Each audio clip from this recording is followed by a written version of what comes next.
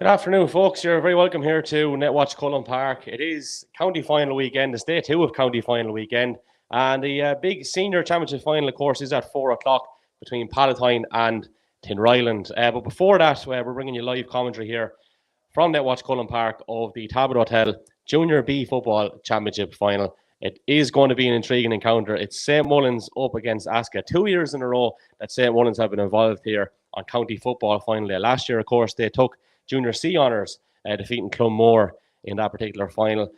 Today they have an Asca side who are looking to return to the Junior A ranks. So St. Mullins looking for back-to-back promotions, Asca looking to get back up there. And they are making serious inroads as a club as well. Marty Barry is just announcing the teams as we speak. It's absolutely glorious here in Netwatch Cullen Park. Brian, I don't know who's going to join me on analysis. Before we get a word from Brian, we will go down through the two teams. And just a reminder as well that it is an audio stream.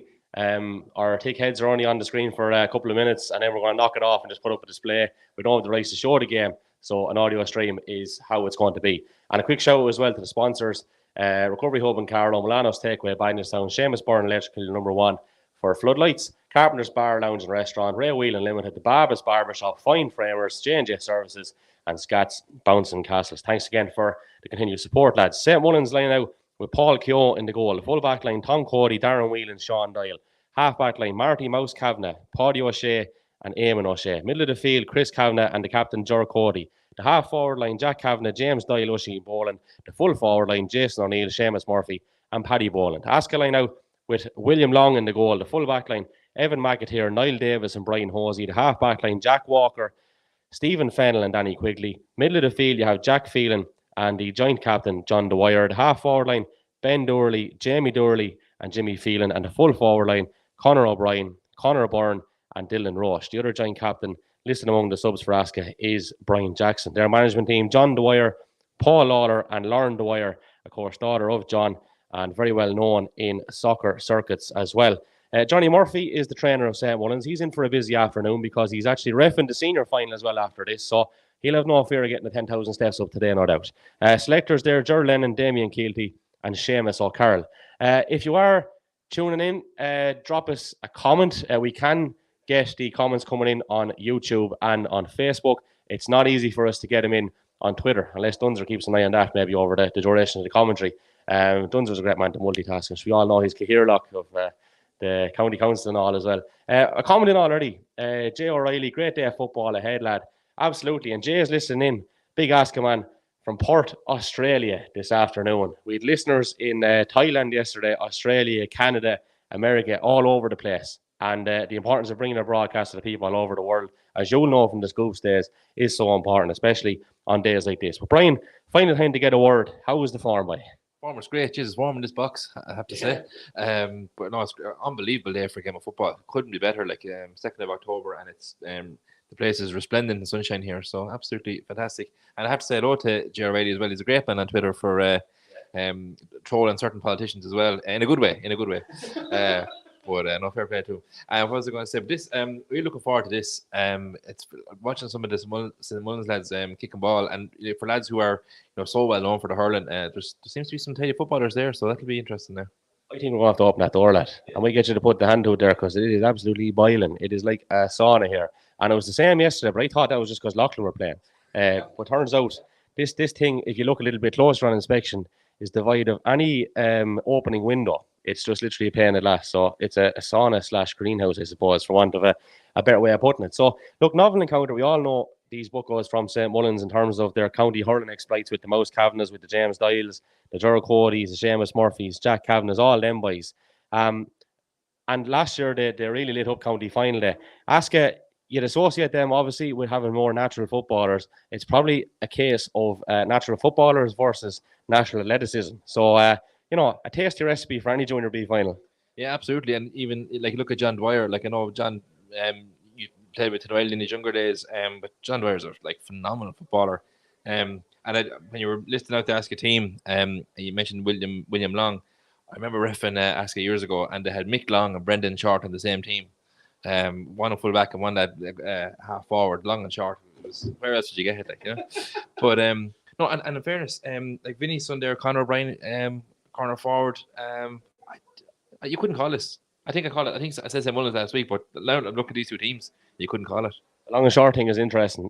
Obviously the joint captains for Fenny yesterday were Tommy Brick and Jamie Wall. We've an air horn here. It's great, right?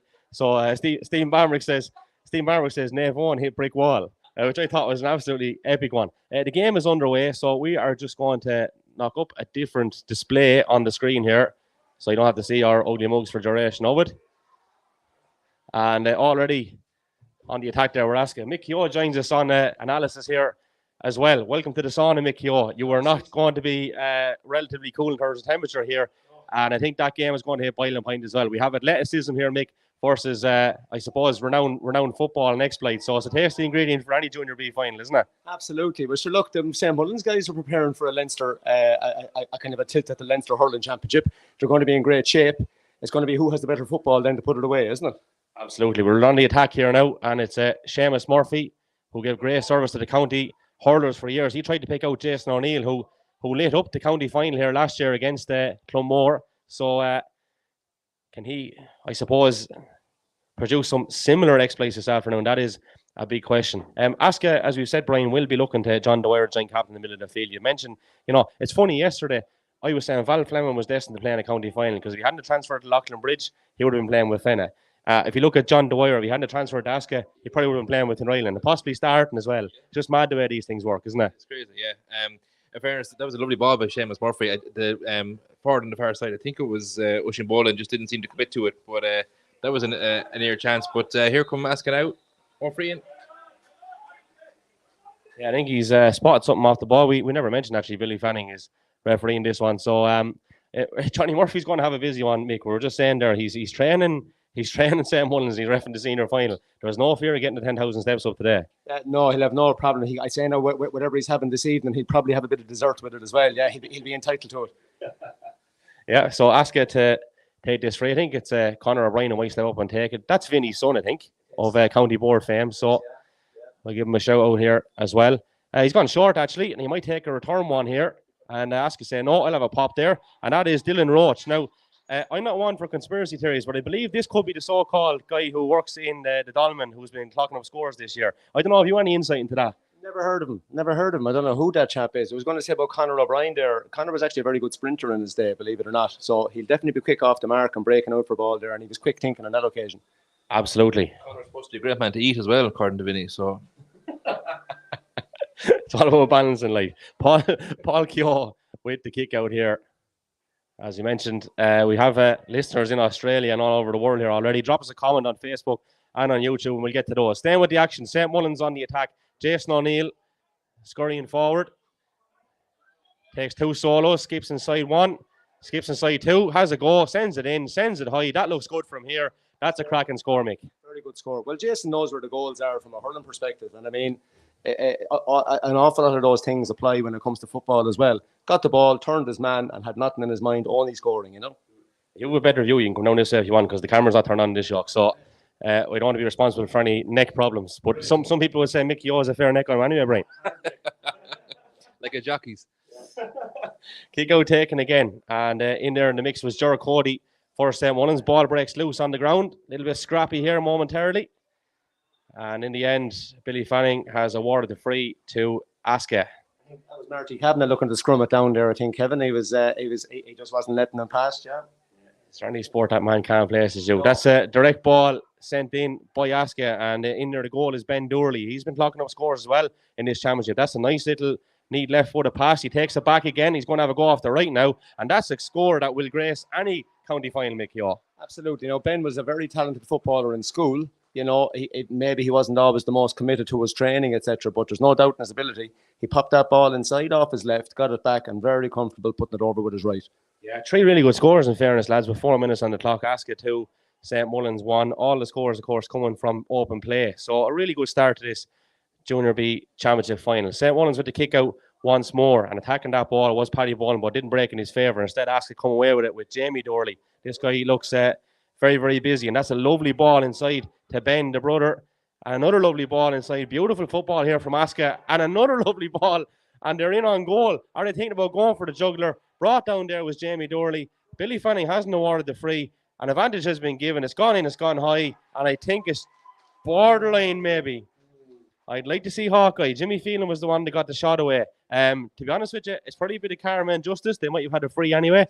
The score itself, a little bit dubious. A little bit dubious. Now, maybe it curled over when it had gone past the post, but from our vantage point here, it did look like it had gone over the post at best. But as you said, a bit of karma, because I'd say there was a foul that Billy let go on. I think we have to compliment Billy if he was playing the advantage there. A man got hacked. Jeez Christ. Here's a referee now, and you're criticising her. Jeez, I tell you, you can't be accused of being the referee's brigade today, says you. Marty Kavanagh breaks onto the kick out. Marty Kavanagh has the head up, spots the run of Jason O'Neill. He's given a bit of hassle to Brian Hosey in these early stages. He's ghosted past him. He's bearing down on goal. He drops the ball, and coming out with it there is Niall Davis. Niall Davis would have played in a few county finals for the Blues down through the years, in fairness to him. So he's no stranger to county final day. And Asca look to break out from the back with Danny Quigley. Kick forward to Conor Byrne, another man who is very experienced when it comes to county finals. I actually think he played and won a minor championship with Greg Cullen back in 2010. So very, very good footballer, always was. His father, Mick, over Naomh last night in that intermediate championship final. Bursting forward here is Jack Phelan. Tries to go past the second St. Mullins defender. Doesn't work out. And then he's blown for a free. So St. Mullins are going to have an opportunity to build from the back. And there to take that one is Paddy O'Shea. Great old pace to it, Mick. There is, and I was just thinking to myself, Kevin, there's about 6.5 minutes gone, and I think it might be a feature later in the game that all this contact that Asca are bringing the ball into, it might come back to haunt them. Those St. Mullins lads will be hardy, they'll be fit, and they'll have been training away, as we said, preparing for Leinster. I think this might come back to haunt them a small bit. Yeah. They're in possession here now. St. Mullins with James Doyle looking to pick out Paddy Boland, and he's just beaten to the line there, and Asca have that line ball. James Doyle lit up this particular stage last year in the Junior C final, popping frees off the ground, all in around the 45-yard mark. Apparently, he hadn't taken a free off the ground until about 2 or 3 weeks before that. But I tell you, if that's all it takes, lads, we're doing the wrong thing. It goes against everything that any principal or any coach would have in terms of practice. Bit of a freak of nature, James Doyle, though, in fairness. Here's Asca now bearing down on goal. Goal scoring opportunity. Ben Doorley skips inside. Ben Doorley shot. Ben Doorley goal. What a finish from Ben Doorley. Super, super finish. 1-3 Asca. 1 point St. Mullins. Talk about composure, Mickey. Absolutely. No, he had nothing in his mind from when he got the ball. He had one man to beat, sold him a lovely dummy, and a really calm dispatch to the bottom corner. Super finish. Yeah, cracking finish, Brian. I think it was Conor O'Brien gave him the touch onto it. Like his first instinct might have been to grab the ball and get sucked into the two lads around him, but he spotted early on the run, tapped it across to him, and calm as finish as you like. Jesus. It's a while since I heard an air horn in a county final. Do you know what? It's bringing back scenes of days gone by. Big support here for these two teams here in Netwatch Cullen Park. St. Mullins on the attack with James Doyle. Has a goal from 35 yards out. Tries to bend this one in. Super score from James Doyle. Quality player, Mick. Quality player. Look, we were talking about him kicking frees off the ground a minute ago. I think when you're built like Captain America, you can sort of do what you like there, you know. And James certainly fits that bill. That was a really, really sublime finish now. Yeah, cracking score. I said last year, even though it was just a junior C football, the skill set that you had in the athleticism, that I felt he was good enough to play a senior county football. When you see things like that, why not? 100%. He's like an athlete and just has abundance of skill in him. One thing I don't think we'll see today is any short kickouts. It looks like every kickout is just going to be booed. Let the midfielders contest it. Yeah, long ball gone in again, but Asca deal with it. And here they are now looking to launch an attack for themselves with Jamie Doherty. Plays a nice 1-2 with Conor O'Brien. Conor wearing 13, but out around the middle of the field here at the moment. That's a bit of a St. Luke's pass.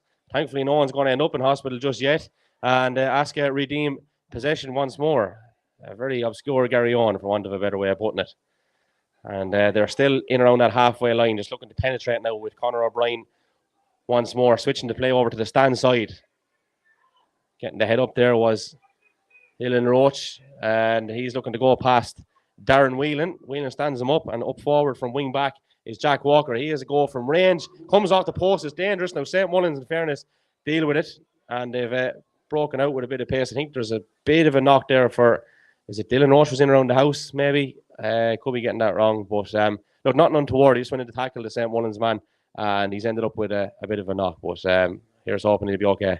For the goal, I think it was actually Dylan Roche gave the touchdown rather than, because Conor Ryan seems to be kind of more deeper bit of kind of a role. So I think it was Roach came out and tapped the ball across to him. I think I'm right in saying this as well. This is the 40th year of the Junior B championship, as far as I know. That's well above my pay grade now, Cahirlock. Yeah, 1982 I think was the first one. You would have been about 12 then, Mick, I'd say. Yeah, I had just started working, Brian, at that time there. Yeah, I was actually a bit older than that. No, but I even though Junior B, and sometimes you can maybe, unfortunately, things get labelled. So far today, like the quality of the scores has been very good. The athleticism on both sides has been good. But I'm looking at someone like Marty Kavanagh there playing wing back, and I think it's what's great about GAA. There's a man that really has a national profile when it comes to hurling, and here he is tugging out at wing back, or kind of nominally wing back, for his club in the football championship, and it's great to see. Yeah, absolutely. And I think the really beneficiaries are the likes of St. Mullins with the structure. Mick, I don't know, are you a fan of it in general? Well, I am when you see things like this, because from a St. Mullins perspective, they are very much hurling focused. But I think fair play to them putting a team in. They come up out of Junior C. It's going to give them a focus during the week when all this football, of course, is the priority. I presume they would still be doing a bit of hurling, on one of the nights during the week at least. But it's great. It's certainly one of the benefits of it. Yeah, big time. I've heard reports that the football has come out for maybe 15 minutes at the end of the hurling sessions, that there's no out-and-out session apparently. But it's fairly believable too, if I'm honest with you. But yeah, if you just joined us, folks, 11 minutes gone in this Junior B final. Asca leading 1-3 to 2 points. The goal coming from Ben Durley, a cracking finish as well, and a cracking move from Asca. Here's Ger Cody though for St. Mullins. He picks out Oisin Boland. Boland has the head up. It's 1-on-1 inside there if he can get the head up, but he's been forced backwards in fairness by Asca's Jamie Dorley, and that's good tackling from Dorley. Hands in, hands out. And I would say Paddy O'Shea going up from centre back. Jora Cody across to James Doyle. Has a point already. He'd love a second one, but he's not going to get a bite out of this occasion. Instead, it's back out to Jack Kavanagh.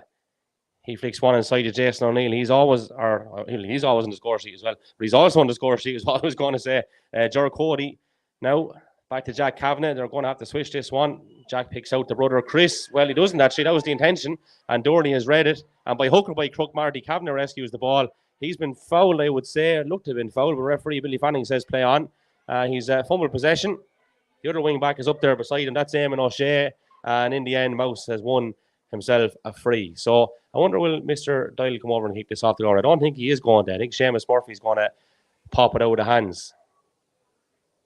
But yeah, look, it's, I suppose, good traditional football. I don't know if either of you two gents were in here last night. I'm not quite sure if you were, but the display that Fenna put on was absolutely sublime. Like, I think they had 8 or 9 different scorers, all 6 starting forward scoring. When they click as a unit, they are absolutely super, and they just weren't going to be stopped last night, Nick. No, and I'm not trying to sound wise after the event, Kevin, but when we were speaking on Thursday, I did mention the fact that they have so many scoring threats. And even if you can shut down Cormac Lomax, Sean Smithers steps up. If you shut down Michael Murphy, like, they have a calibre of player, Colin Byrne, on the sideline last night. He's an excellent footballer. So it isn't a huge set. And plus, they got 20 scores overall in a final. That's some shooting. Yeah, it was as good a performance I've seen in the county final. Like, yeah, and I think of the two teams, and no disrespect to Michael, probably be a hurling focus as well. But Fenna will be the most likely of the two to come up to senior and maybe stay senior. Now, obviously, with Ballarana coming down, who are Fenna going to beat? You might ask the question. But out of the two teams, you'd be saying that Fenna will be the more capable of staying up. You know. Yeah, for sure. Couple of spam comments coming in. Imagine a Junior B final in Carlow, lads putting in spam comments there. So if anyone sees that going on, folks, just report it or block it or something. I can delete myself, but mad, like, people trying to bung in on a stream of a Junior B final. But anyway, there is weird people in the world too. Coming forward for Asca, Stephen Fennell. Seamus Murphy's free. Yeah, sorry. Yeah, should have mentioned that. 1-3 Asca, 3 points St. Mullins, 14 minutes on the clock. And Asca on the attack. Conor Byrne goes direct. There's a bit of space in front of that Asca full forward line. They look like they're going to make hay. What a dummy that is from Dylan Roach. He shows a shake. He shows a bake. Gets the shot in. It's just gone to the right-hand side. Lovely little shimmy. Super shimmy. The thing, again, I'm back to it. There's now almost a quarter of the game gone. I think Asca have been the better looking team up to this point, but there is only a kick of a ball in it. And that's my rationale in terms of later on in the game. I think there's great physicality in this St. Mullins team. Could go really close to the wire now.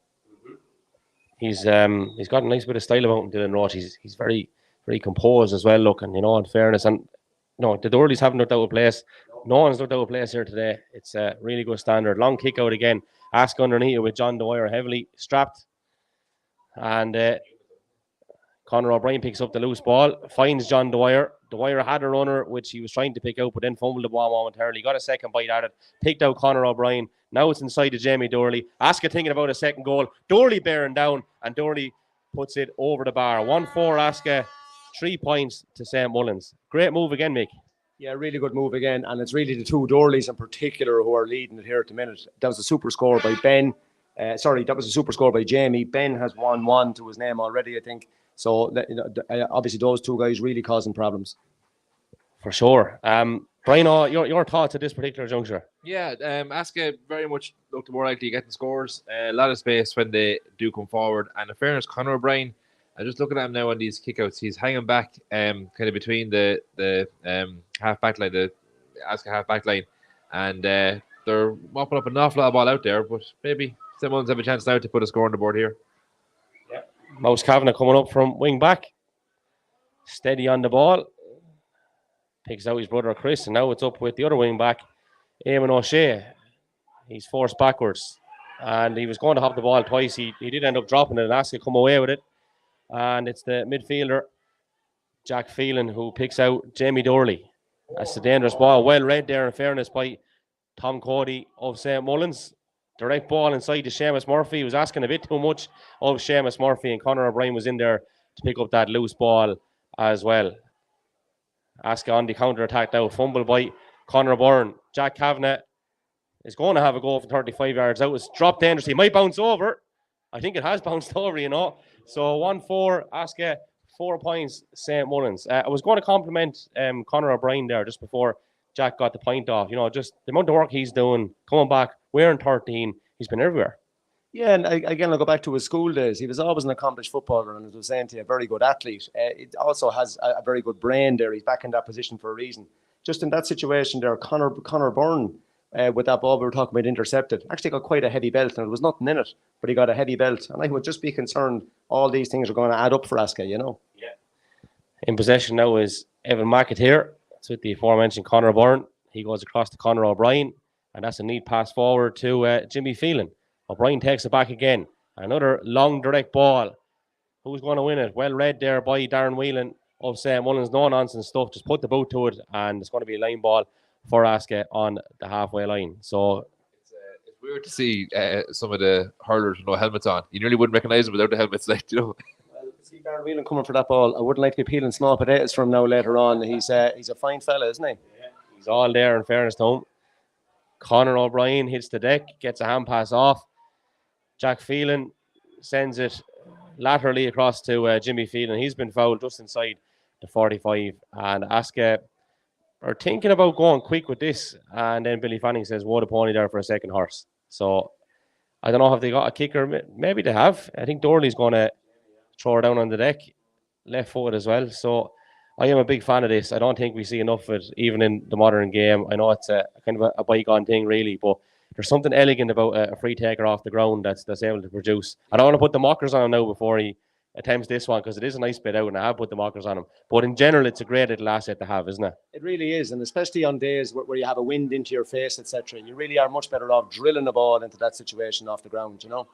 You have much more control. Asca with a high press here, trying to pin St. Mullins in, but they've done well to work it out past the 45-yard line.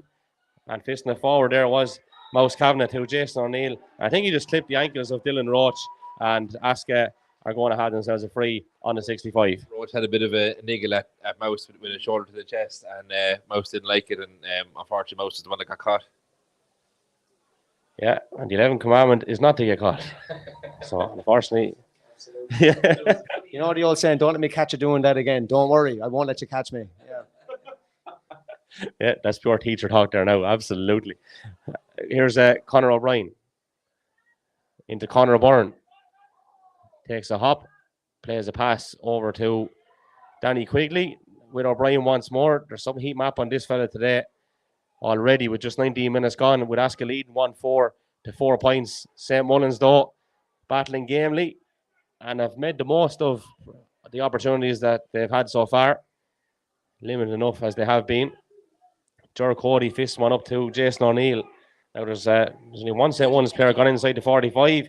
O'Neill just couldn't get the head up Asca got numbers back, and now O'Neill gets a second bite and pops it forward inside to Paddy Boland. Back to O'Neill once more. Here's the runner up from wing back, but O'Neill was just sloppy with the pass. And someone down on the deck here for Asca. Don't quite know who it is, lads. Maybe Eve spotted it in the middle of the field. Jack Phelan, is it? Danny Quigley. Danny Quigley, I think it is. Yeah. Just thinking there, Kevin, as well, another feature of the game, right? And the thing about the GAA, on the Asca side, you have so many recognisable names: Dwyers, Dorleys, O'Briens, and the same thing then when it comes to St. Mullins. You know, whether it's Doyle's or Kavanagh's or Boland's, it's just great to see that here we are in 2022. A lot of those names would have been there 40 years ago, Brian, as you were saying. You know, it's great to see. The same now as kind of having Malloy's and Radphilly or whatever the thing might be. You know. The lineage is good. The heritage is good. The genes are not too bad either, Ryan. Yeah, so even when Rathvilly were playing their rogue, you're looking at Jordan Morrissey and Conor Doyle, and in the 96, 94, 95, 96, it was Noel Doyle versus Jody, like, you know, and there were epic battles, you know. There was that rumor has it, or legend has it, that Jody actually played a county final wearing pair of runners, and one man in the match kicked, I think, 6 points from play, and one man in the match, and don't know if a lad will be let wear runners these days. It would have been danced on, but that's the. Well, again, Jody Morrissey looked like he was going around in a pair of Michael Jackson slip-ons a lot of the time when he was playing. He was floating over the turf, so he could have worn what he liked, I'd say now. Yeah, slick operator. And talk about lineage and heritage there with Tommy Murphy, the Wonder Boy, obviously in that family as well. So there's a lot to be said for breeding. Here comes Asca now. They're looking to breed a second goal for themselves. Just not getting the pass away at the end there, and St. Mullins mop things up. St. Mullins just, you know, for all the athleticism they have, they're a little bit slow going from back to front, Mick, I think. Yeah, but sure, again, it's probably a feature of going from the small ball to the big ball. It's probably a case of where a fella comes off the shoulder and then launches the ball 60, 70 yards in hurling. It's a different kettle of fish here, but lads, there's only a goal in it. I still think with 10 minutes to go, it's going to be very tight. Yeah, in fairness, it's different energy systems, isn't it, that they're accustomed to? They are. It's really explosive for hurling. It's a hand pass. It's usually a long delivery and then scrap for your ball. This is more constant aerobic work, all right. Asca coming forward with Jimmy Phelan. Has a point to his name already. He's just ghosting towards the 45 at a leisurely pace as well. Has an option inside. St. Mullins, by sheer weight of numbers, probably should have cut it out, but they didn't. And doing well for Asca was Roach inside. It's now back out to Conor Byrne. Need passing here from Asca. Jamie Dorley with the shot off the left, and it's just dropped into Paul Keogh's hands. Involved in the move there it was Jimmy Phelan, I think it was. Got the pass across to him in the end before he shot. Maybe I'm wrong on that, but it was a nice little sweeping move. And St. Mullins again looking to launch an attack. Like, there is serious room here for a big counter-attack if they can work the ball a little bit quicker, because Asca just have kind of one loose man back there. Now, they have got to the halfway line, and Chris Kavanagh says, right, let's go direct. And he has gone direct. Seamus Murphy in a race for possession with Niall Davis. Murphy takes a hop, takes a solo, needs support now. It's not coming overly quickly. James Doyle then loses his footing. In go Asca. Seamus Murphy gets a boot on it. Jack Kavanagh has a bit of work to do. He prods it back towards Ger Cody, and now St. Mullins have to build once more from the centre of the field, but they have retained possession. James Doyle taking a bit of contact. It's actually Paddy Boland. My apologies. And it's Marty Kavanagh now. Back across to Seamus Murphy. Murphy spots a nice little ball into Oisin Boland. Boland back out to Jason O'Neill. Asca being fairly compact, tackling well too. Jason O'Neill pinned in that corner there. And St. Mullins looking to inject a little bit of urgency. Jack Kavanagh looking to get a second point for himself. The less said about that one is the better. I think that's a first St. Mullins wide. I think Asca have only got one as well. So, yeah, I mean, with 24 minutes gone, it's a real sign of how good the game has been. I know the scores have dried up somewhat, I suppose, in comparison to the first 10 minutes or so. But at 1-4, the 4 points, there's been great passages of play. Yeah, and there was a couple drop short there from Asca, one off the post and one into the keeper's hands there a moment ago. But other than that, there's been a good few turnovers on the middle of the field, and maybe teams not building as much attacks as they'd like off the possession they've had. But here we go, St. Mullins again. Seamus Murphy from way downtown, but I don't think it's going to creep in. He's going to get a second bite, though, or St. Mullins are going to get a second bite. Now, I don't know if this is Seamus Murphy territory, so you might see James Doyle having to go from the turf. I don't know. I think we see as well why maybe neither team are opting for short kickouts. That's the first time Asca attempted one. John Dwyer came short for it, and as soon as he turned and looked up, it looked like he had acre space to kick it into, but there was nobody moving, nobody looking for it, nobody was even maybe was aware that he was even going to try and go for the short kick out. So he got turned over then, and now Asca or St. Mullins have a chance to get a score on the board. So they're probably better off sticking to their form and launching the kick outs out where Dwyer can make hay in the middle of the field, you know. So James Doyle is stepping up to this one on the 45, strikes it well. Is it going to come in? No is the answer. Lovely technique though. Oh, distance not a problem. Look, he's a pair of legs on him. He probably kickstart a combine there, Kevin. But no, he caught that really well. He just maybe sliced it ever so slightly. But it's a tactic going forward. I think he tore a combine as well. In fairness to him, he has it all. Yeah, yeah, he really does. And the mad thing is, I was actually looking at him closely doing it last year. A lot of time he doesn't fully follow through, which is mad considering the distance he's getting without doing so. St. Mullins are going to have another opportunity here. It's Paddy Boland off the left. Paddy Boland swings it in, and this time there's a better outcome for St. Mullins. They brought it back to 2 points. Asca 1-4, St. Mullins 5 points, and a nice, neat little score from Paddy Boland as well, Brian. Yeah, that's the entire full forward line for St. Mullins now have a score to their name, so that's a good production from the first half from them. I think what Mick said about the physical aspect and Asca carrying into contact, going back to haunt them, I think we're starting to see that already, and we're not even at half time. They'd be far better off there trying to find men in space and let the ball go early. You know, there's another bad kick out. Jeez. Yeah. So St. Mullins have retrieved that one with Oisin Boland, and he's looking for options in around the house. He's gone long. It's not a favourable ball. Paddy Boland would have liked a little bit better, I think, there in that situation. Evan McAteer mops it up for Asca.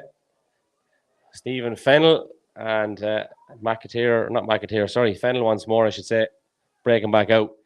Jack Walker offering a bit of support. There is an Asca man on the turf now, and Billy Fanning is going to stop this one momentarily. Lads, it is absolutely boiling. We come in here with a body warmer. I was expecting maybe hypothermia. I think it's heat stroke we could suffer from here. It's a serious day.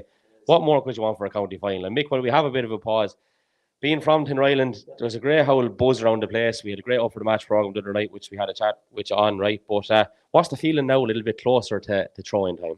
Oh, it's very positive. I think one of the things that's in Tinryland's favour is that they're so bought into the whole system that they're playing. I think that's given them great composure in games, that even when it's not going great, let's say the first half against Rangers the last day, I think they're so invested in what they're doing that they aren't going to deviate from it. And whether people like it or don't, it is great comfort for them, I think. The other thing is that from the last day, the like of Dermot Walsh there is a guy who can really up his performance. He's a super footballer. Other guys that maybe all the talk about Paul Broderick starting, I haven't heard much talk about John Murphy. Again, another super footballer. So I think Tinryland can really up their game from the last day, but of course so can Palatine, because again, Brian, in the first half against Rathvilly, they probably weren't up to much either. But that'd be fair to say. Yeah, and in fairness, like we could. I mentioned to a few people during the week about the pace that Pal have up front, but if there's no space for pace, you're going to have an awful hard time getting scores. But then the other thing Pal have is like Shane O'Neill, who can swing balls over 40, 50 yards. So I'd say it's going to be an interesting encounter. But we're back underway here, Queeveen. Yeah, play has resumed. Asca back to a full complement. All is right there once more. And just as I said, they've carried the ball out over the line, so they won't look at it entirely from that point of view. But in terms of health and the 15 that started still been on the field, they absolutely have. We are hearing unconfirmed reports as well that Tinryland will line out the very same way as they did in the semi-final. So that puts the Paul Broderick thing to bed. And someone going for a bit of a holiday, I think, here could be Jack Kavanagh. I didn't see the colour of it, lads, I have to be honest. I think it's a black card. I'm nearly certain it is. Brino is going to go investigate. I think it is only a weekend away. I don't think it's a permanent holiday. So he'll be back there in about 10 minutes' time. Black card? Yeah, for a push. Checked your man after the ball, apparently. But I didn't see it. Asca now on the attack. They've been starved of possession inside in that full forward line in the last 5 or 6 minutes, in fairness to them. But now they have an opportunity to get another score, but the pass goes astray. And here comes Marty Kavanagh on the counter-attack for St. Mullins. He's gone from the 45 to the halfway line already. He's broken inside the 65. That's a lovely ball in towards Seamus Murphy. The hop beats Murphy and his opponent, Niall Davis. There's a big race on for possession. The keeper comes out as well. The keeper takes no prisoners. That, of course, is William Long. And the ball has gone out over the line. 4 minutes of additional time. MC Marty Barry has announced, and Mick, I'm sure you're of the same sentiment. If a keeper's going to come, he has to take everything. There wasn't a whole lot left behind there. Well, when you see those two guys, Seamus Murphy and William Long, it's kind of like the irresistible forces meeting the immovable object. I wouldn't like to be the meat in that sandwich, Kevin. Now, no, that is an Arctic and a combine harvester. Yeah, and in fairness, the keeper he took a few steps and then thought about it, and then someone let her overarm, and he took the sprint. Then there's another score. But I don't think Asca have scored for 10 or 12 minutes now. So there's a real. It's been on St. Mullins for the last 10 or 12 minutes. Yeah. And just a word on that score from Chris Kavanagh. There was nothing shabby about it. No, he very confident kick. Like, I mean, there was absolutely no lack of conviction. Really confident score off his left foot. Yeah, but again, I think the ominous sign is it's now 6 scores to 5, only a point in the game. Yeah, Asca in command, 1-4-6. The injury time has commenced. We're 40 seconds into that, so we'll have another 3 minutes odd to go. Asca have given away, I think so, yeah, just on the 45. So St. Mullins with James Doyle might have a crack at this. I think I'd be leaving it down to him anyway. It's definitely in the territory, and he is going to have a crack at it. So that'll knock another few seconds off the clock. This is probably nearly as central as you'd hope to have a free from in around the 45 yard line. He's going to have the range, you'd imagine. The other thing is with the difficulties that Asca are having with their kick out, it's a real legitimate tactic to go along, have a go at it, put it away. Yeah, and James Doyle has converted that one with relative ease. What an operator, Brian. Oh, serious. Jeez, I've been offering him a job somewhere in Philly and let him. We're going to need a free taker now if Brian Murphy doesn't play next year. So we offer him a house and some kind of a job to move up because we could do with him. You're going to sort out, would you? No, that's no hassle, yeah. Good man. Oh, it's a loose hand pass from John Dwyer. So we have a game of level pegging. 1-4 Asca, 7 points St. Mullins, and 2 minutes of stoppage time remaining. St. Mullins enjoying a real purple patch here with Marty Kavanagh looking to add another one perhaps before half time. He's gone short to Oisin Boland, takes it back off him, and has all the time in the world, takes a hop solo, then loses possession. Dorley gets a hand in. It was a good hand as well, in fairness. A very underrated facet in Gaelic football is tackling, and that was definitely a good one, getting a hand in. Asca are looking for a free. I don't think they're going to get one. There's nothing soft going here today, Brian. Oh, Jesus. Well, that would have been the softest free in Ireland. We had a lovely view of it here. Jimmy Phelan just fired himself onto the ground. But you might see that in the Etihad today, but you're not going to get it in Netwatch Cullen Park. But Asca have gone very quiet up front. That's a great hit. They're going to need to do something to turn the balance here because it's all St. Mullins. Paddy O'Shea took a massive hit there off Jack Phelan, and Jack Phelan ended up on the turf. And in fairness to O'Shea, he is after really beefing up in the last couple of years. Didn't knock a funk out of him, and he's going for a ball here now again off the shoulder, which he doesn't actually get. Tom Cody goes another way to Darren Whelan. And now it is with the aforementioned O'Shea back to Mouse Cavan. I think St. Mullins are just looking to get in here at half time, or at least that's how it looks intentionally or unintentionally. That's another story. But you know, now they are coming forward out of their own half with Chris Kavanagh being hit late. Billy Fanning says play on. And now here comes Paddy Boland. Can St. Mullins hit the front before half time? Asca would be happy enough to see half time at this particular juncture. But here comes Paddy Boland. Boland off the left, and Boland sends it wide. All the approach play was fantastic. Great athleticism, lovely solo and hopping, but just the final hurdle then screwed it wide. The other thing I'd say, Kevin, since Jack Cavan has gone off, I would say the possession is maybe 80-20 in favour of St. Mullins. They're doing a very good job of keeping it, and they look like the lads with the numerical advantage, if anything. So, again, when they go back to the full complement of players, I think it could be a few tough minutes for Asca. I mean, St. Mullins, they're being really clever. They're, as much as possible, not taking the ball into contact. And there's a man coming off the shoulder, letting the ball go. And it's the exact opposite with Asca. Nearly every man that takes on a ball goes looking for the hit or takes into contact, and they get held back and delayed. They're stuck in their own full back line now. Oh, there's half time. That is the last action of the first half. So it's Asca 1-4, St. Mullins 7 points. Lads, we will take a brief sabbatical, but I'll get just a quick word and a summary of the first half from both of you before we do so. Mick. I think it's a fair reflection, Kevin. It's actually 7 scores to 5. Obviously, the goal for Asca, is what's making up the difference. Asca being that bit better in front of goal, maybe a little bit cleverer at times up front. But I think St. Mullins' physicality and just are kind of maybe, what is the self-belief or just being comfortable in here playing in the grounds, I think is the other side of it. Intriguing contest, all to play for second half. Brian? You'd be delighted to know Mayor of Carlow, Fintan Phelan, is tuned in and listening to you. Former juvenile Asca player. Don't think he was too good, but he's listening anyway. I think you'd a half of two halves here, really. In the first 10 minutes, I was wondering were St. Mullins going to... I am compelled by the producer to say that is the opinion of Brian O'Donoghue and not of the Left Wing Back podcast. He said worse about me, doesn't matter. But no, in first 10-12 minutes, it looked like Asca were going to play all the football. Like some of the scores, the goal in particular was a lovely move. They seemed to have like patience and coolness in front of the goal.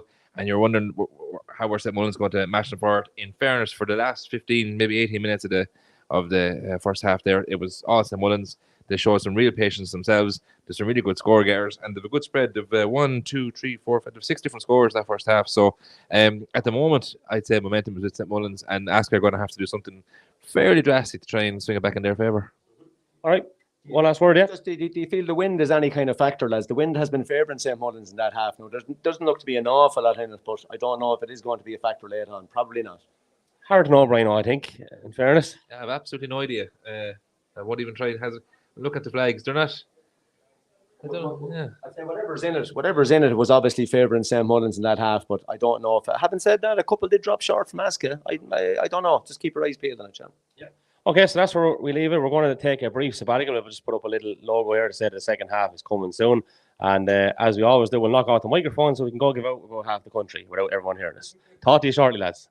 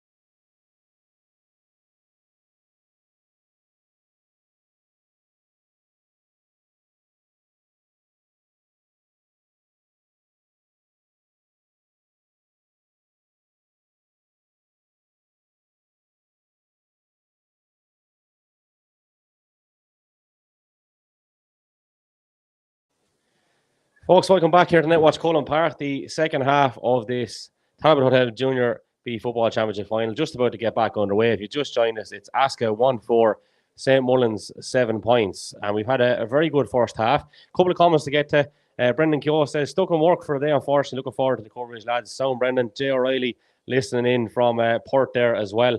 He says, it's not trolling, lad, if they can't answer 2 questions. That's in relation to Brian's remark about Jay trolling politicians on social media. So I'll give you the right reply there, Keirlock. What did he say? He said, it's not trolling if they can't answer the 2 questions. 100%, Jay. No, you're keep doing what you're doing, kid. We're back underway. Asca in possession with Jack Walker. Conor O'Brien, definite contender for man of the match in this game so far. Takes a return pass. Oh, beautiful hands from O'Brien. Just bobbled away then afterwards, but Asca now looking to get themselves a second goal perhaps, but Dylan Roach wanted to have a goal for a point. It would have been his second one of the game, and it's not quite worked out in his favour. I think that's just Asca's second wide, St. Mullins 3. So conversion rates haven't been too bad. Steve O'Mara would say, would the expected score have been 1-4 to 7 at half time? Yeah, well, look, the expected scores thing is funny because it actually depends who has the ball, doesn't it? As I was saying the last day, if Paul Broderick has it, you can expect something from anywhere. If let's say someone like myself, you mightn't expect much.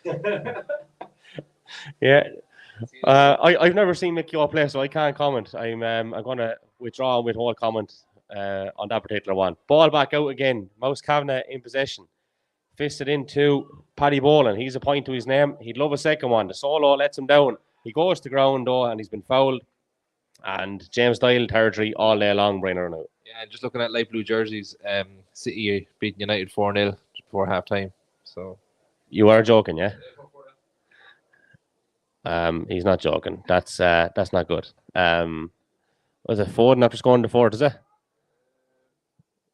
I think it was, yeah. That's not great. It also didn't help that the F1 was delayed an hour today. But anyway, we're here for the Junior B final. James Doyle is sending it in, but he sends it to the left and wide. Yeah, pouring rain out in Singapore. We'll give a shout out to the Irish F1 show, our sibling podcast. That was the kick-off at 1 o'clock. Not the podcast now, the actual Grand Prix in Singapore. But it was put back an hour. So that is the joys of it. And City making it an unpleasant afternoon. Brian, who do you follow in the soccer actually? It's Liverpool, isn't it? That's grand. Yeah, we'll move across to Mick Keogh. This is not great. You're a United fan as well. So, back to, I suppose, the status quo on that front. But we'll stick to the Junior B final, which we're here to commentate on. Direct ball from Asca inside towards Durley.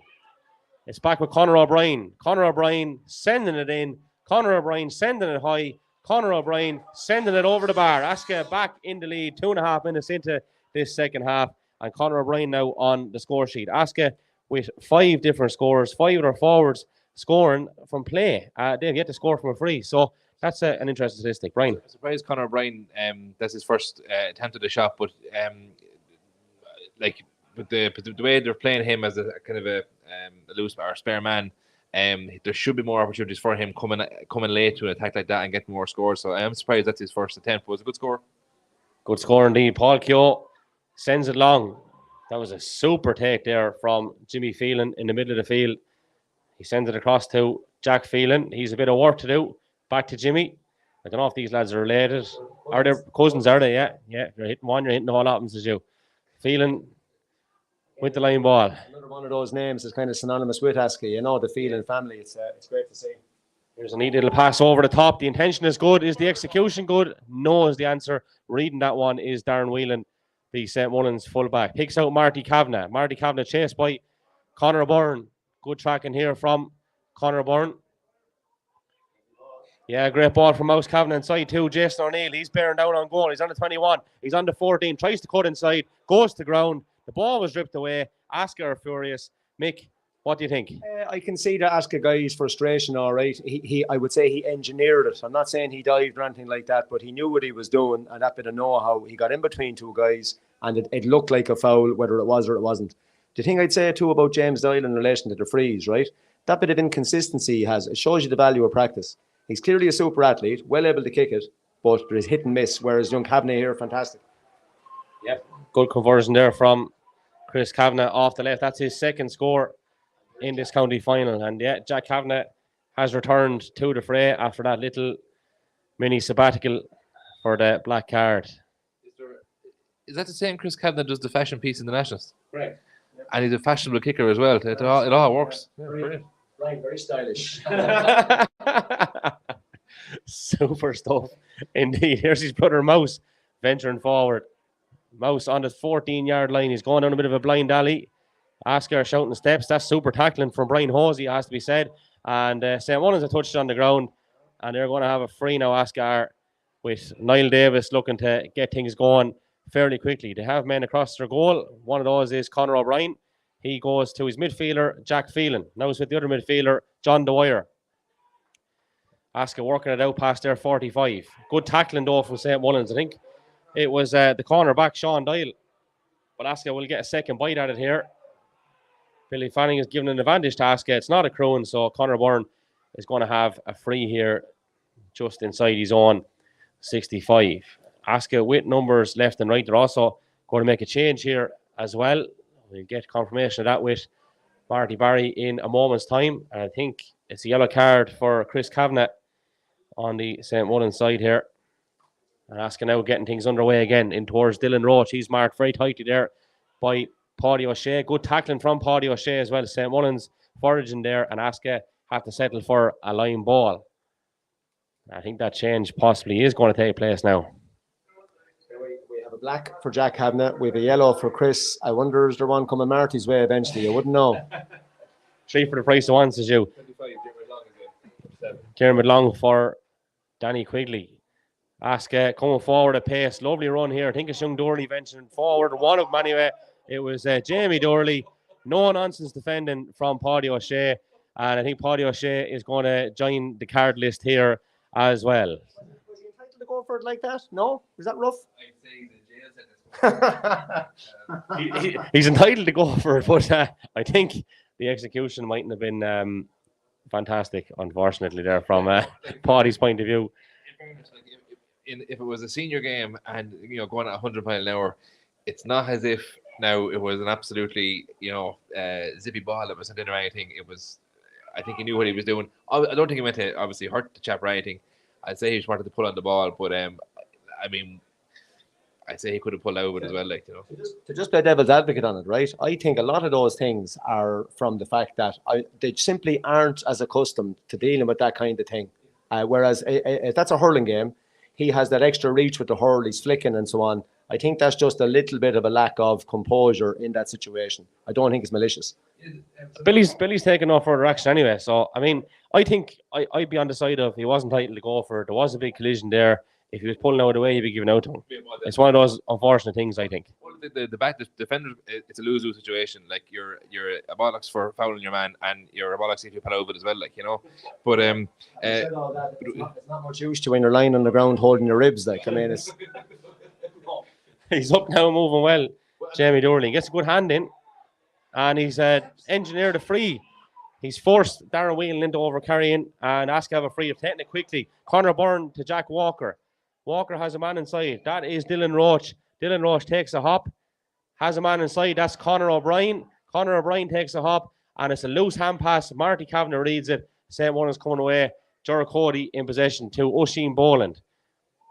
Tom Cody coming out from cornerback. Jack Kavanagh wants to go back. Takes a few steps. Gets away with it. Darren Whelan bails him out.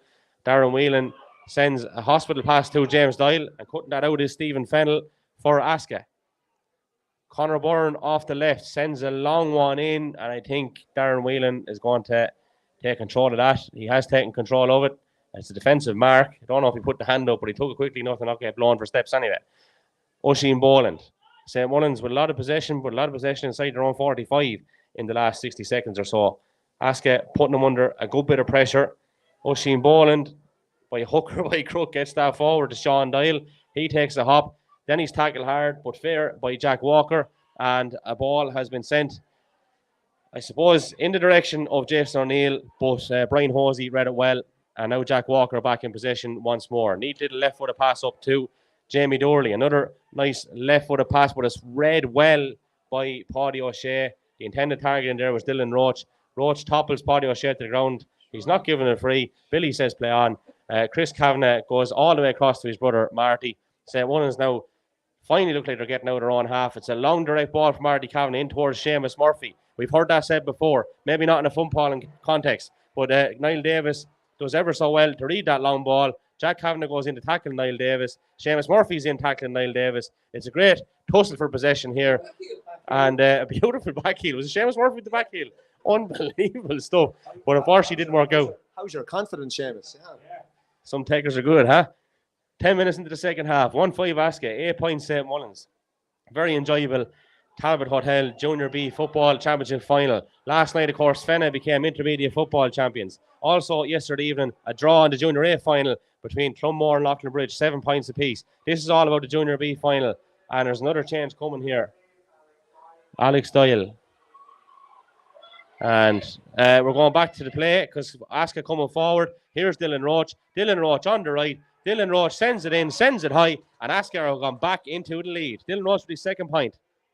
Yeah, super score from him. He got it facing the stand, took a couple of steps, composed himself, swung it over lovely off the right foot. It's nearly worth 2 points to Asca because St. Mullins had come down on the attack here, and Seamus Murphy with the back heel down the corner, and Asca turned the ball over, and when not only got down the field but got the score as well. So it's a real sucker punch to the boys from the south. The deep south. I like that one, Brian. James Doyle gathered possession, but I think James Doyle is going to have to give the ball back to Billy Fanning. That is not a wasp inside their press box in October.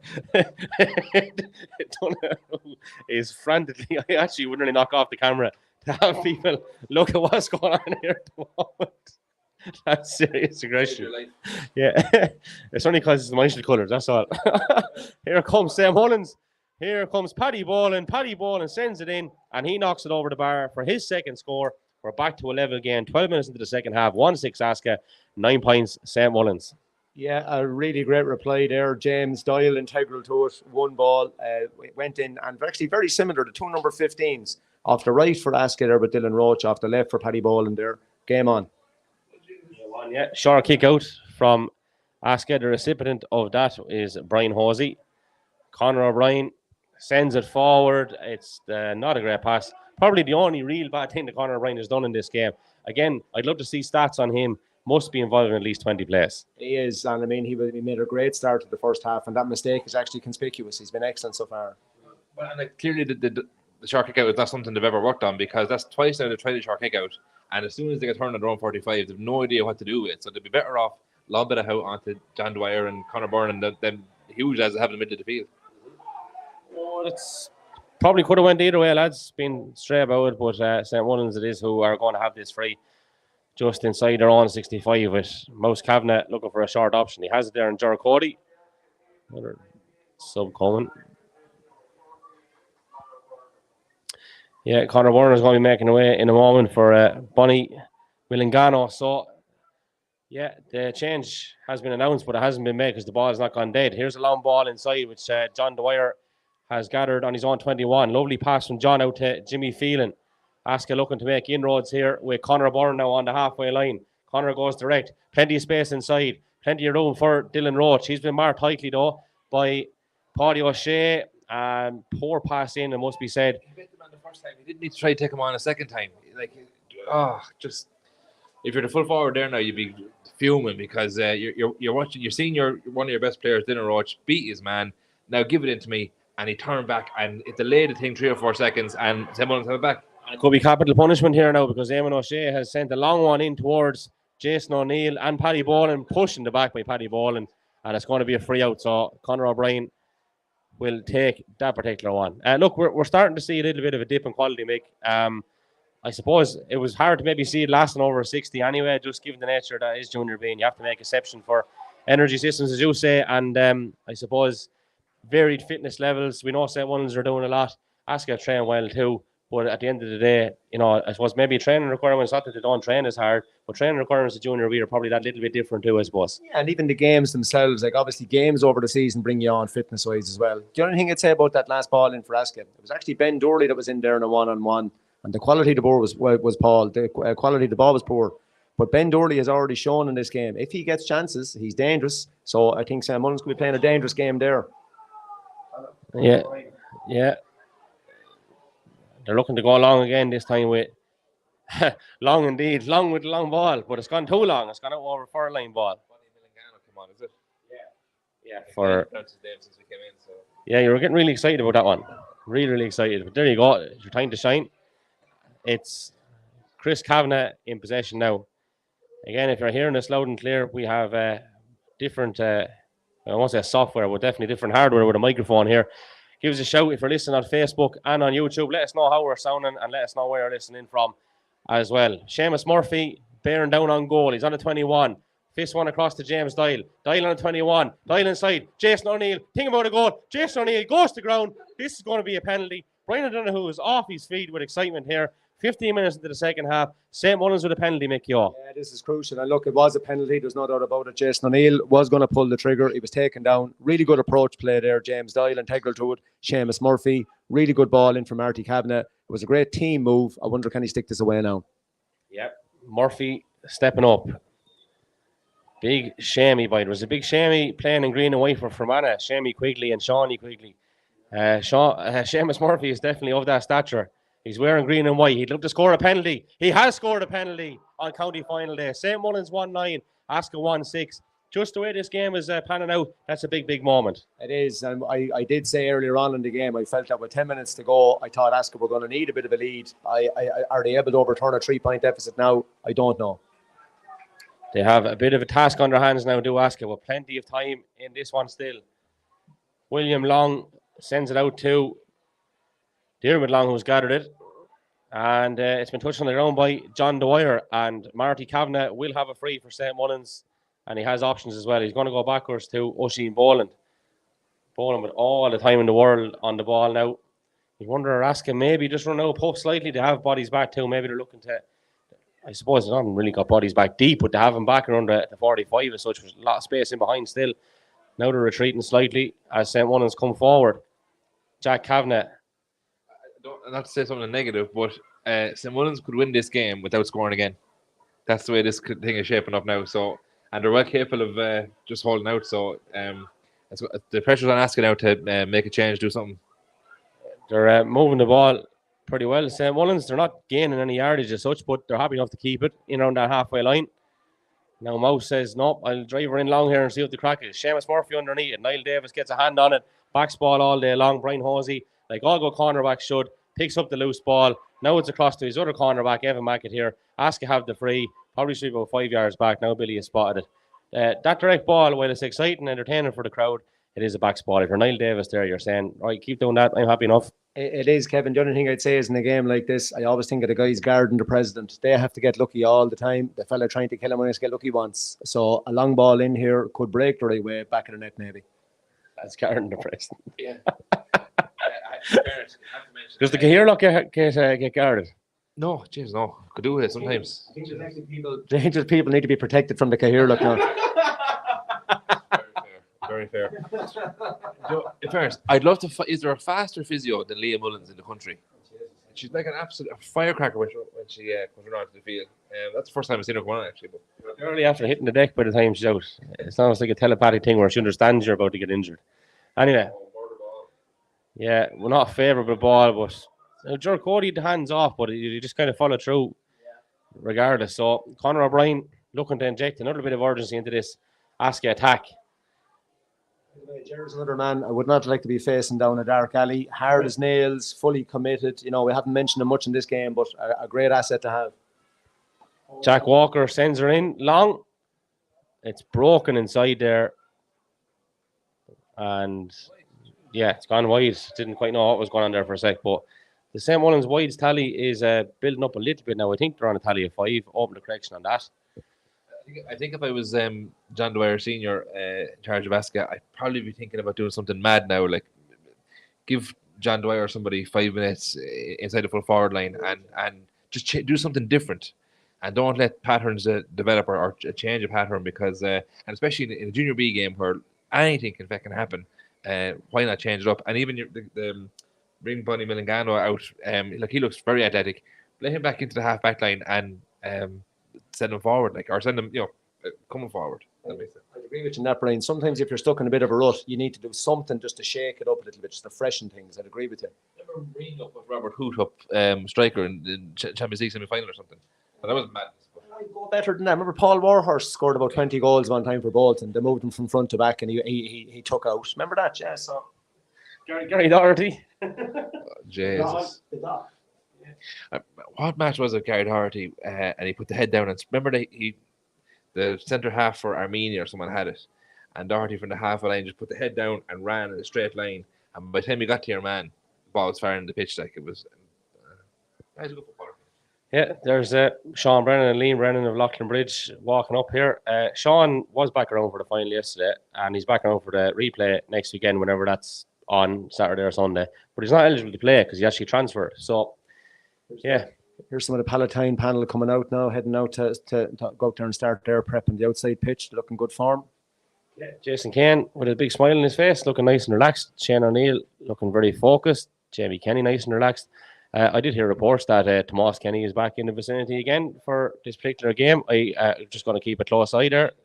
Having my missus and his mother are friendly, and they were all in mimosa the night. And when Anne went home, Tomas was there to surprise her again. So I can confirm he's in the punch anyway. And there he is with a moustache that Ron Jeremy would be proud of, in fairness to him.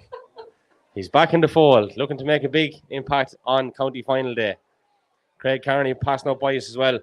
He designed a website for us that still hasn't been updated with content, but we're working on that one. We'll get to it eventually. It's been a busy time. St. Mullins busy in possession here, looking to get themselves a score, but Paddy Boland took a few too many steps, and Asca want to come forward here with pace and urgency. And Mouse Kavanagh says that's not going to happen. Mouse Kavanagh wins a free, and we might see James Dyle having another pop off the ground. I'd say Chris Kavanagh might fancy it as well.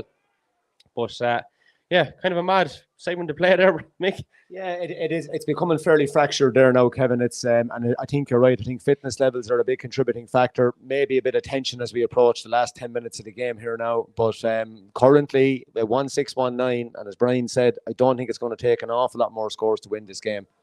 Yeah, it doesn't seem to. In fairness, was yellow card dished out there as well, Dunzer. I think it was it 7 or not 7? He's gone. Jamie Durley, was it?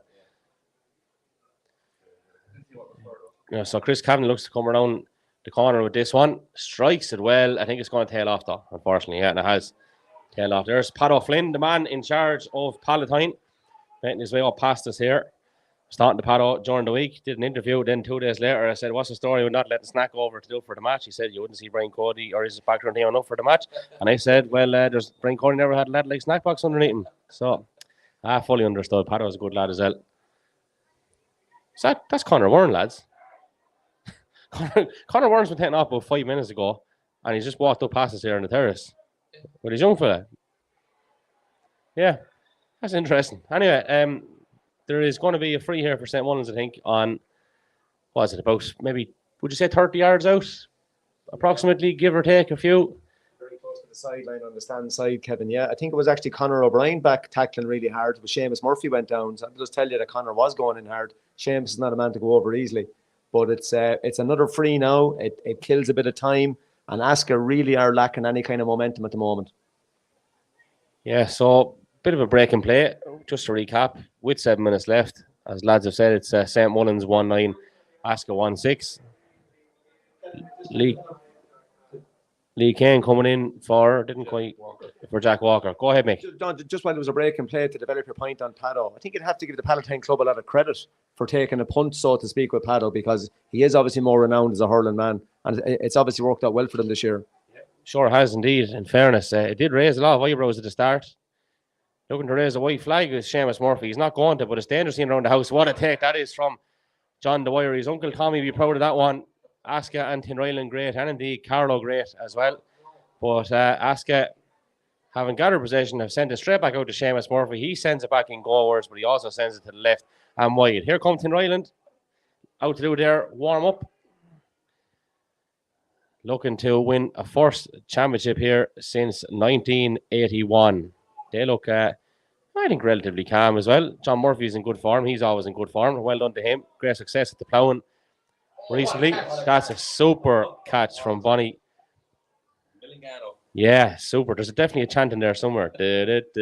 Bonnie Millingano. Might be chanting that if they win, but if a bit of work to do, if that's going to happen. It is with Lee Kane.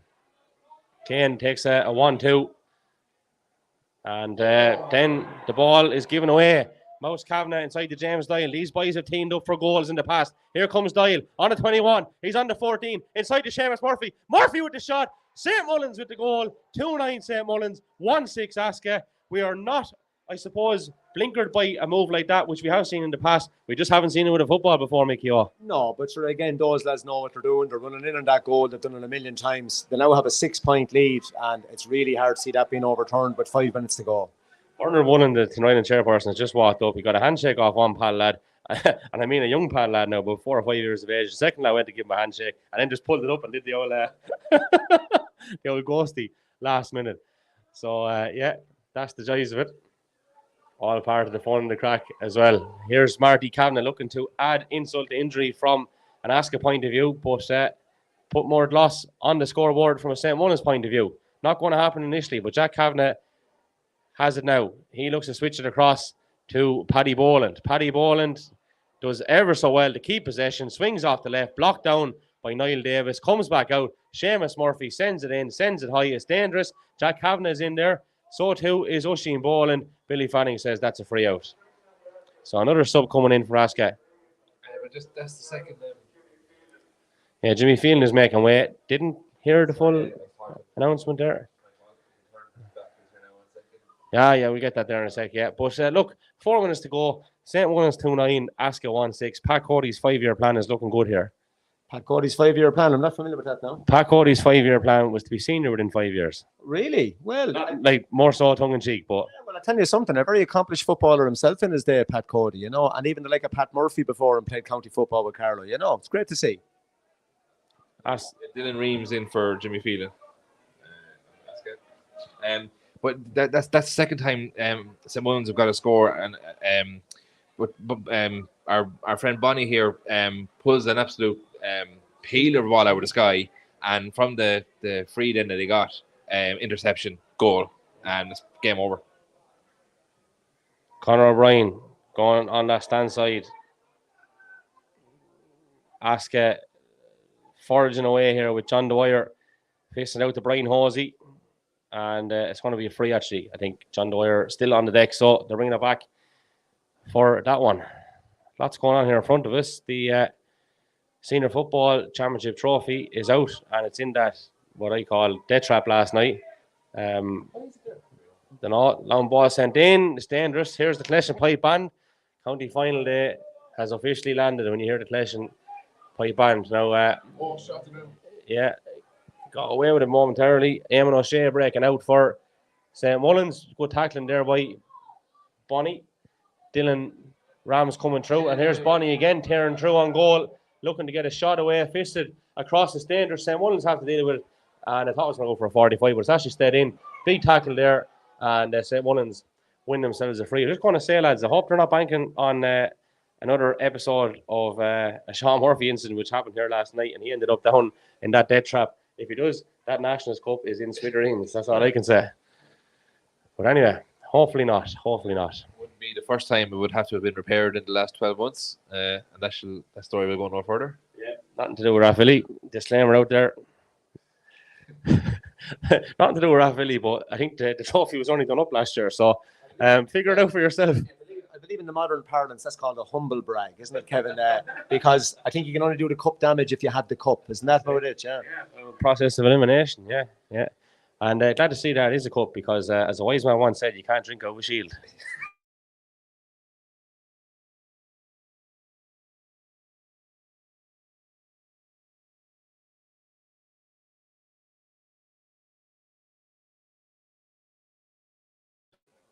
Deficit that they're currently enduring. St. Mullins in control of possession with Marty Kavanagh again. He has an option, but it didn't quite work out, and Asca turned it over on the St. Mullins 21. Go on. Fisting it across. He's Jack Phelan. Dunzer wants an Asca score. Impartial as always here on the Left Wing Back podcast. And in goes Jimmy Phelan, or Jack Phelan, I should say, with that one that's gone to the left and wide. Look, as a neutral, you'd be wanting Asca to get a score here to make it interesting. Again, I suppose, but look, I think it's done and dusted, Mick. It is done and dusted. I think their scoring rate has slowed so dramatically from about 20 minutes in. Like, they were going really well up to that point. The Ben Dorley goal was really probably the most skillful moment in the game. But just the energy levels as the thing wore on and the attritional nature of belts. And it really seems to have favoured St. Mullins in that regard. Yep, so Paul Keogh lining up another kick out. He'll probably look to send this one as far as he can, I would say. He sees Jack Kavanagh on the wing. Sees Paddy Boland as well. Boland goes high.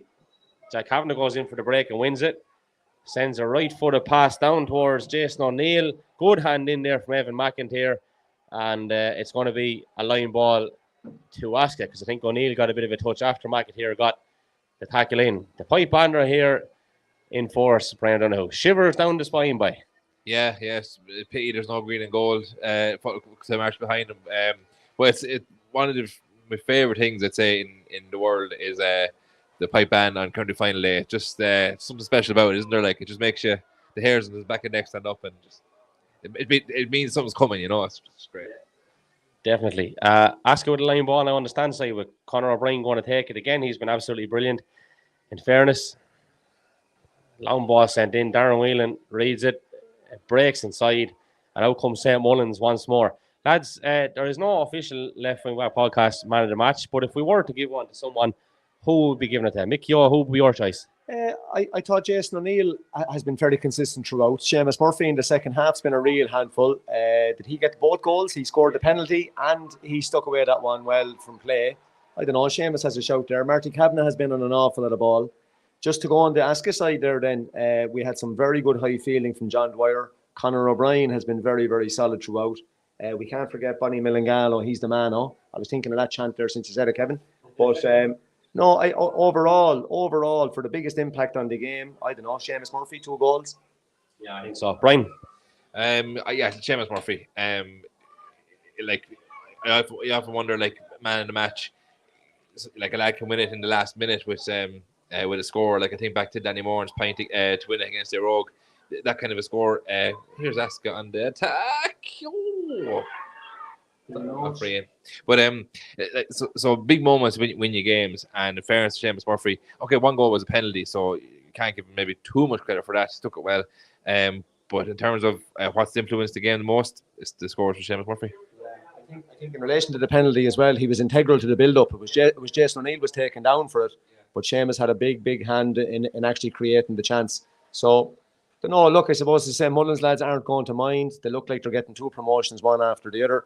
And Pat Cody looks to be on course, doesn't he, Kevin? He does indeed, yeah. Conor O'Brien has slotted over a consolation score. St. Mullins did get a score in the meantime there as well with Eamon O'Shea. It's 2-10 St. Mullins, 1-7 to Asca with 2 minutes of added time played. How many did they add on? I didn't hear it. Was it? Yeah. Look, Seamus Murphy is making way here. Unofficially, he's been given the left wing back man of the match here, so he's been very, very good. €500 check on the way too. Same way to Cahir, look. In a brown envelope. I'd make it, and it could be wrong, I'd make it at St. Mullins have created 18 scoring chances, and Asca have only created 11. So that in itself will tell you how the game's going. But here come Asca again.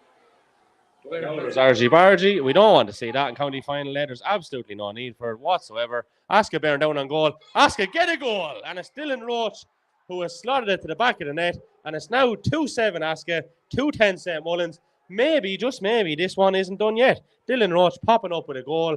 Now there's been a bit of argy-bargy, as we said, in the lead up to that. We were somewhat distracted by it, actually. And then when push came to shove, Dylan Roach put one in the back of the net. We are back to a 3-point game. Mick Keogh, it's all happening. 6 minutes. So we've 2.5 left here. Can Asca salvage something? We thought this one was done and dusted. All of a slap. The game is back in the melting pot. And it's a red card for Bolly Milangano. So, Kevin, I saw the linesman going in very, very definite. I think he may have kicked out on the ground. Whether he meant it or not, no, I don't know. But obviously Asca down to 14. But they have a bit of momentum now. I wasn't expecting this. No, we thought it was done and dusted. We weren't expecting 6 minutes of additional time either. Paul Keogh is going to line up this one. Asca down to 14. St. Mullins in command. St. Mullins 2-10. Asca 2-7 with 2 minutes of additional time. And Asca going for possession, but not getting it. This one is still all to play for.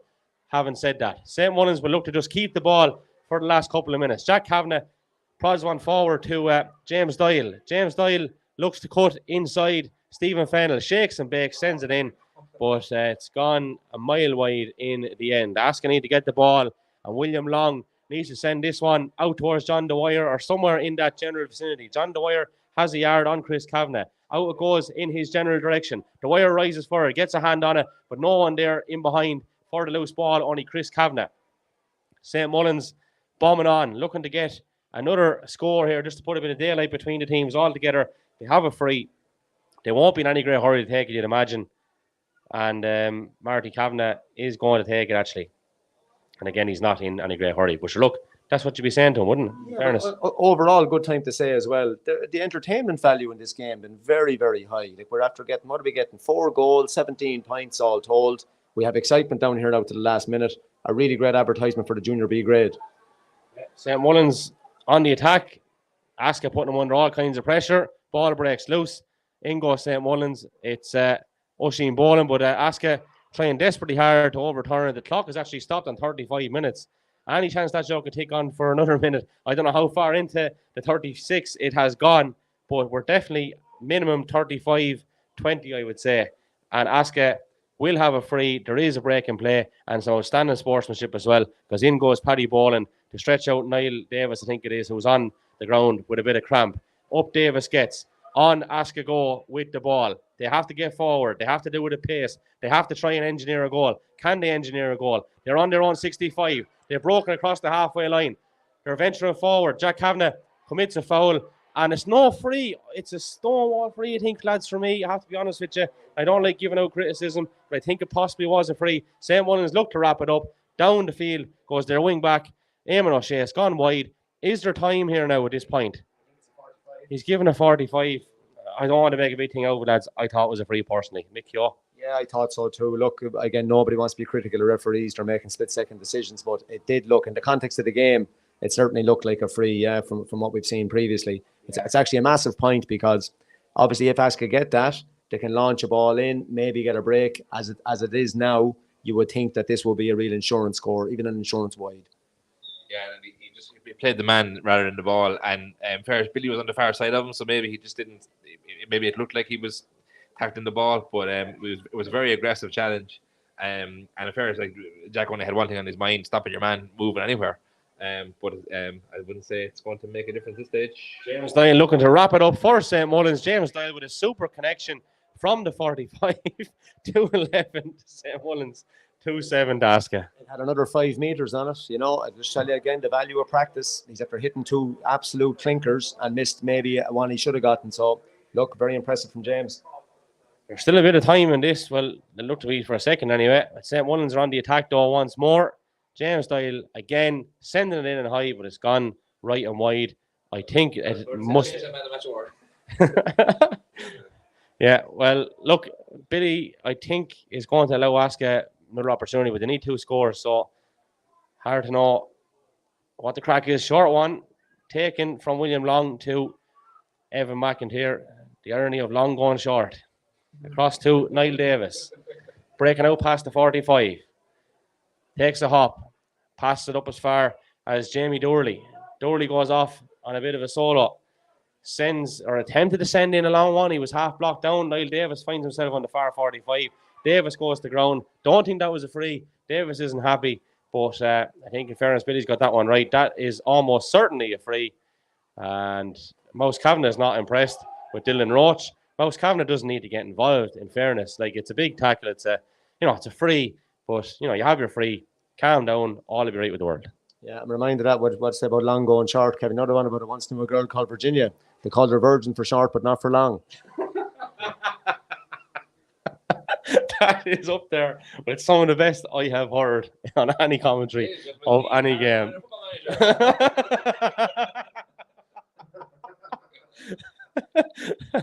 Okay, here, look. Hope you enjoyed that job, Mick, because short as ever rain. I know. It was very good appearance. Look at this sabotaging from a bloody chairman of the county council. Anyway, all fun and loving games. It's all over. St. Mullins are the 2022 Junior B football champions. They have defeated Asca by 2-11 to 2-7. entertainment value definitely there. Yeah, look, you have 4 goals and 18 points in the game. It really ebbed and flowed. You had Asca came out of the blocks looking really, really good. I had a concern at the time that definitely the kind of attritional nature of the hits that were taken was going to add up. And to be honest, I think that is what happened. 2 goals from Seamus Murphy really turned the game on its head in the second half. The late goal then from Asca really gave us a nice bit of excitement. I didn't realise there was that much of injury time. Maybe I missed something, but was there 8 minutes? Was there? Which, yeah, it was quite a lot in the end. But look, overall, a very entertaining game. Some very good scores. Some inconsistency, which you'd expect maybe with guys playing at Junior B level. But a great game, and I don't think you could argue. I think St. Mullins deserved it. Yeah, have to agree with you on that one. Brian told me off air he's looking for the Carlow minor job. Hence the sabotage. I wouldn't be given a job. I wouldn't manage Mick Hughes' dinner dance affairs. Never mind, manage a football team. So I stay safe. But no, first, as Junior B goes, like Junior B isn't what it was 10 years ago when you come in here and you'd have the crowd maybe laughing at times. There was some really good football there. Like very impressed with Conor O'Brien. Very impressed with James Dial. He could definitely play senior football. There's no doubt about it. And St. Mullins won the Junior C last year. Yes. Or playing Junior B this year. Junior A is another step up for them, but I've no doubt they'll compete. It'll come back to that question: will they? Will it be a priority for them when they're pushing for back-to-back senior hurling titles? That's the one thing that probably hold them back. Yeah, I think that the quality of this is possibly better than the Junior F final yesterday. To be quite straight with you, just the standard that was produced on the day. You know, that can happen, I suppose, too. The nature of the game, you're comparing chalk and cheese as well, because you two sides to kind of set up a bit differently. Half with Tyrrell and Rangers. Anything would be, wouldn't it? And in fairness, Marty, you've already announced someone to go look for a car there now, and I didn't want to leave today. So there's already an improvement in the afternoon so far. Shout out to Paws.e, actually. They picked up on that. You wouldn't know who be listening looking at it, but they embedded in an article that they did with Paul Broderick, so we'll take that. Thanks, Paws.e. Number 1 in the Irish charts as well, lads. I know it sounds like we're blowing around trouble here a little bit, but TalkSport are in those charts, just to name one big shot. The Tottenham Hotspur podcast is in that chart, and Left Wing Back went to number 1. Wait, would you be number 1? Yeah, and they're on the audio charts. Which might explain a lot. Yeah. All I said about Brian, he's got a great face for radio. Lads, look, really enjoyed your company. Brian, thanks for giving us the dig out with this. Thanks for giving us the dig out toward the championship. We've obviously got a bit of homework to do still with a team of the year that you have to pick. I have to pick Barmbricks to pick one. Mick, you can pick one as well if you want. There's absolutely no problem. But that is the choice of it. But Mick, you know, today you've come on county final and given me a dig out. You've come on Thursday night and given me a dig out. Really appreciate that, honestly. And we'll definitely sit down for a feature at some stage as well. Yeah, well, I wouldn't say giving it a dig out, Kevin. It's obviously very enjoyable to come on and speak, and I have to compliment you here on air as well. It's a really, really fantastic service promoting GAA in Carlow. Really well done to you, and continued success. Delighted to do so. Thanks a million. We're going to wrap it up there. I hope you enjoyed the coverage, lads. The senior finals to come. We're not live for that. That's on KSC Laura and on scoreline.ie. So we'll chat to you on the podcast. We'll make the announcement on when it's happening, and it will be chatting to you again